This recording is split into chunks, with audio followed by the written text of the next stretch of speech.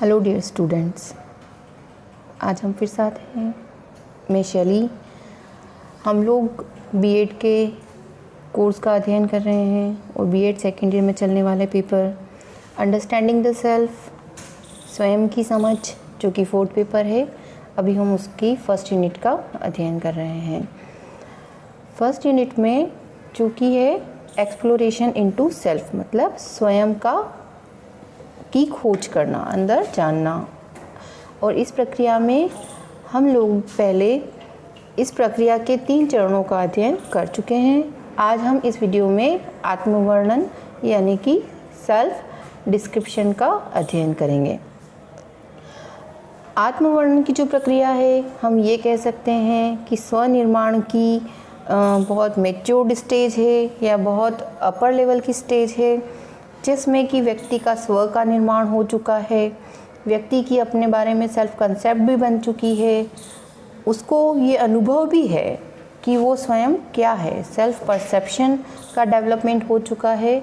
अब अगर व्यक्ति ये भी अनुभव कर चुका है कि व्यक्ति क्या है, उसके सेल्फ परसेप्शन का डेवलपमेंट भी हो चुका है, तो अब व्यक्ति इस स्थिति में आ चुका है कि वो दूसरों के सामने ये कह सकते हैं कि सार्थक शब्दों में अपने आप को व्यक्त कर सकता है। मतलब वो स्वयं क्या है उसका वर्णन या डिस्क्रिप्शन दे सकता है।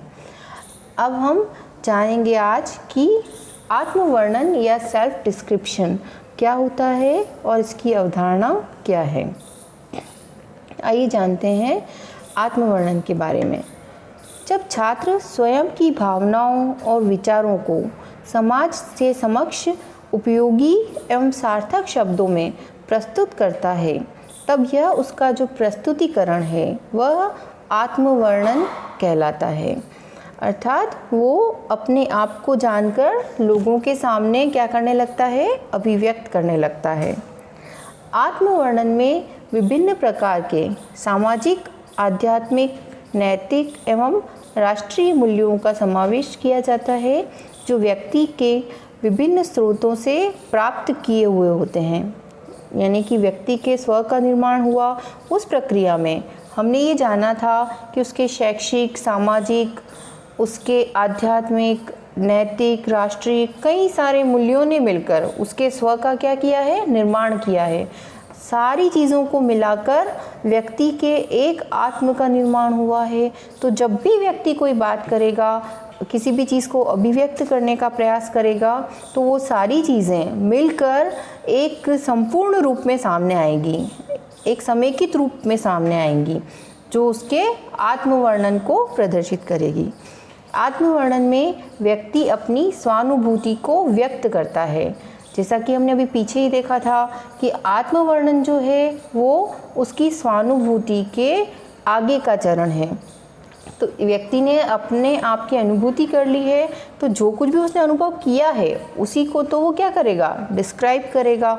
इसलिए आत्मवर्णन स्वानुभूति को व्यक्त करने की प्रक्रिया होती है कि व्यक्ति ने अपने बारे में किस चीज़ का अनुभव किया है।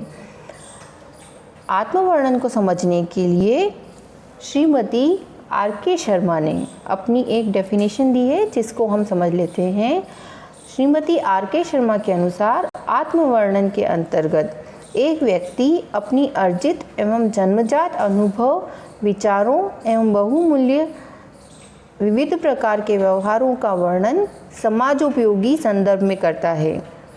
मतलब उसने जो कुछ भी एक्वायर किया है या उसको बाय बर्थ इनहेरिटेड जो कुछ भी उसको एक्सपीरियंसेस मिले हैं या वो जो कुछ भी समझ पाया है, उन चीज़ों को वो क्या करता है, अपने व्यवहारों के रूप में समाज में फिर से क्या कर रहा है, लौटा रहा है। This is the reflection of his experiences. अब उसके जो एक्सपीरियंसेस हैं उनको वो समाज में क्या कर रहा है, अभिव्यक्त कर रहा है। और ये जो आत्मवर्णन की स्थिति है, ऐसा नहीं है कि वो हमेशा ये बताने के लिए आएगा कि मैं ये हूँ, मुझे इस बात का अनुभव है या मैं ये जानता हूँ। ऐसा कभी नहीं होता है। व्यक्ति के प्रत्यक्ष एवं अप्रत्यक्ष रूप में जब भी वो कोई व्यवहार करता है, तो उसकी स्व अवधारणा और उसकी जो जागरूकता है वो क्या होती है, उसके स्व की संरचना के रूप में व्यक्त होने लगती है। उसके जो भी विचार हैं, आध्यात्मिक विचार हैं, दार्शनिक विचार हैं, सामाजिक विचार हैं, वो सारी चीज़ें उसके व्यवहारों में सामने आने लगती है और ये उसके आत्मवर्णन की अवस्था को प्रदर्शित करता है। आत्मवर्णन की क्या आवश्यकता होती है, आइए इसको जान लेते हैं। आत्मवर्णन के माध्यम से व्यक्ति अपने आप का प्रेजेंटेशन या प्रस्तुतिकरण करता है। जैसा कि अभी हमने पहले भी जाना था कि आत्मवर्णन में व्यक्ति सेल्फ को प्रेजेंट करता है सबके सामने, समाज के सामने अपने व्यवहारों के रूप में। तर्क शक्ति का विकास, जब व्यक्ति इस लेवल पर पहुंच जाता है कि वो ये जान लेता है कि वो स्वयं क्या है, उसके कंसेप्ट बिल्डअप हो चुके हैं, परसेप्शन बिल्डअप हो चुका है। डेफिनेटली ये सारा एक थॉटफुल प्रोसेस है, एक मेंटल रिलेटेड प्रोसेस है। और जब इतना कुछ हो जाता है तो व्यक्ति के अंदर अपनी तर्क क्षमता का भी क्या हो जाता है, विकास हो जाता है। उसकी लॉजिकल और रीजनल जो थिंकिंग होती है वो क्या हो जाती है, बहुत ज़्यादा डेवलप हो जाती है और वो अपने आप को स्पष्ट, अच्छे और सार्थक शब्दों में समाज के सामने व्यक्त कर पाता है। उसकी चिंतन शक्ति का भी विकास हो जाता है। कुछ सोच समझकर वो क्या करने लगता है, अपने भावों को व्यक्त करने लगता है।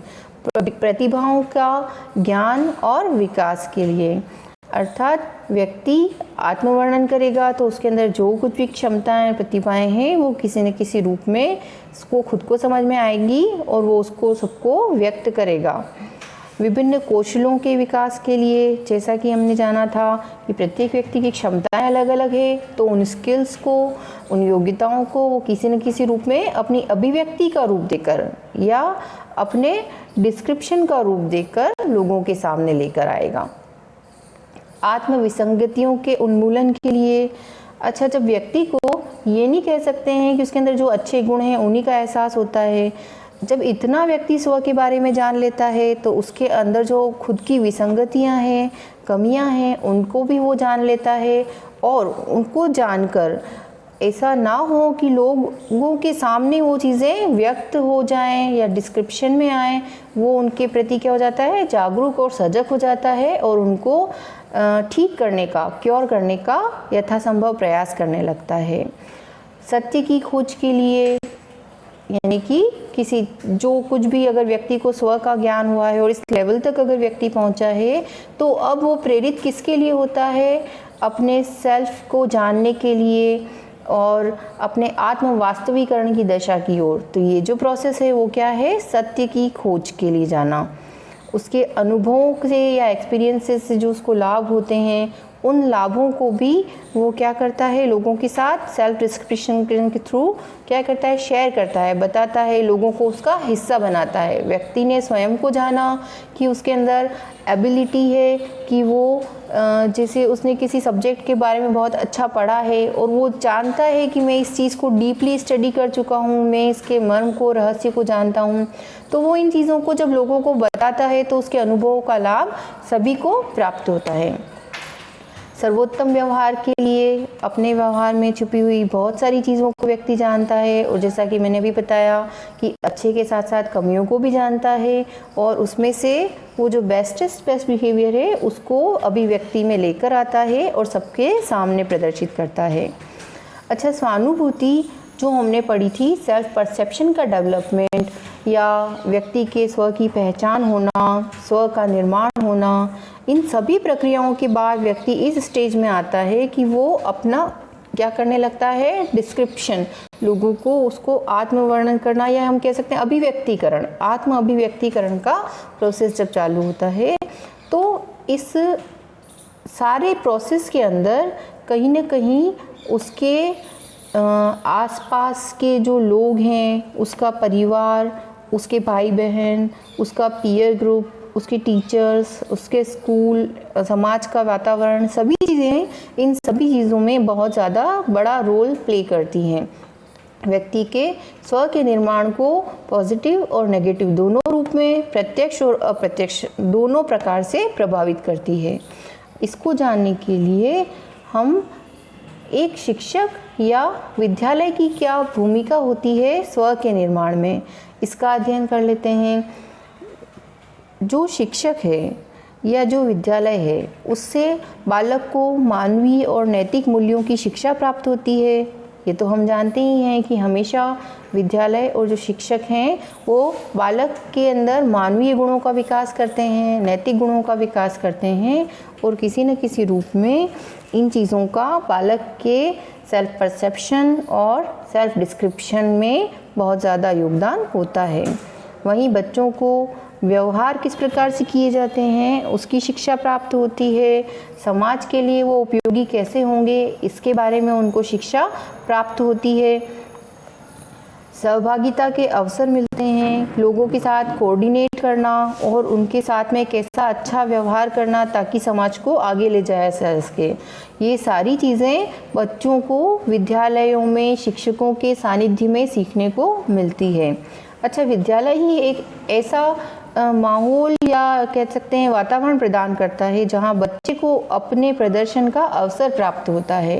यानी कि अगर बच्चा अपने आप का प्रदर्शन कर रहा है या अपने सेल्फ का डिस्क्रिप्शन दे रहा है, आत्मवर्णन की अवस्था में है और अपने आप को डिस्क्राइब करना चाहता है तो उसको प्रदर्शन करने का अवसर भी विद्यालय में भरपूर रूप से मिलता है, जिससे कि वो अपने स्व को और बेटरली क्या कर पाता है, एक्सप्लोर कर पाता है। विद्यालय में इसका अवसर कैसे मिलता है? बहुत सारी पाठ्य सहगामी क्रियाएं होती है जिनकी वहाँ पर व्यवस्था होती है, तो बच्चा अपने खेल से, संगीत से संबंधित रुचियाँ, कविता पाठ से संबंधित रुचियाँ, उसके दृष्टिकोणों का विकास हो पाता है।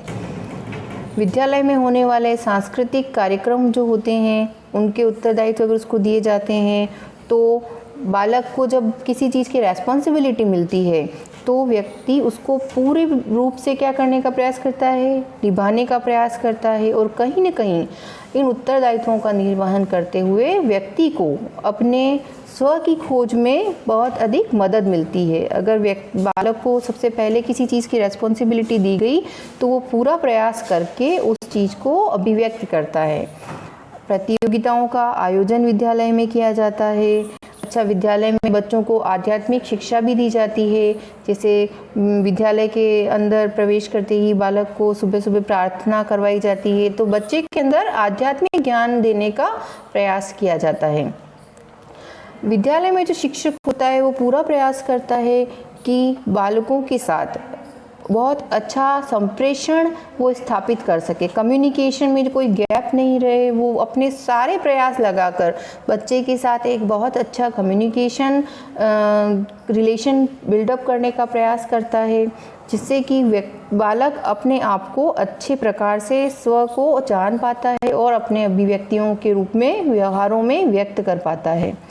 और विद्यालय ही ऐसी जगह है जहाँ पर बच्चे को अपने शैक्षिक और सशैक्षिक दोनों चीज़ों के बारे में उसका असेसमेंट होता है और उसका एवेल्यूएशन भी होता है। और उन एवेल्यूएशन और असेसमेंट के बिहाफ में उसको बिल्कुल सही रूप में आउटपुट प्राप्त होते हैं या पृष्ठपोषण रीइंफोर्समेंट प्राप्त होते हैं। देखो, ये तो हम जानते हैं कि परिवार, दोस्त, जो भी लोग हैं वो किसी बालक की कमियों को, उसके स्वभाव के अंतर्गत जो कमियां हैं उन चीज़ों को हो सकता है किसी रूप में, बिल्कुल सही रूप में बच्चे को ना बताएं, लेकिन विद्यालय से जो उसको फीडबैक मिलता है या पृष्ठपोषण प्राप्त होता है वो बिल्कुल उसके व्यक्तित्व का सही असेसमेंट होता है, जिससे कि उसको अपने स्वनिर्माण में बहुत ज़्यादा मदद मिलती है। एक शिक्षक उसको एक सुविधा प्रदाता के रूप में हमेशा गाइड करता है, फैसिलिटेट करता है। और अच्छे शिक्षक का क्या रोल होता है स्व के निर्माण में, हम पढ़ भी इसीलिए रहे हैं अंडरस्टैंडिंग द सेल्फ पेपर को, क्योंकि भावी शिक्षक होने के नाते हर एक शिक्षक को अपने छात्रों के स्व के निर्माण में एक सुविधा प्रदाता के रूप में रोल को निभाना चाहिए, ताकि आप एक ऐसा फैसिलिटेटर बने जो बच्चे के स्व के निर्माण में एक सकारात्मक भूमिका निभा सकें। और सिर्फ छात्रों के लिए नहीं, शिक्षक के लिए भी उसके स्व का निर्माण अत्यधिक आवश्यक होता है, ताकि वो अपने छात्रों के साथ में उनके स्व निर्माण के साथ साथ अपने स्व के भी निर्माण में पूर्ण रूप से लग सके। इस प्रकार आज हमने स्व के निर्माण की पूर्ण प्रक्रिया को 4 अलग अलग चरणों के माध्यम से जाना और समझने का प्रयास किया। इसी के साथ धन्यवाद।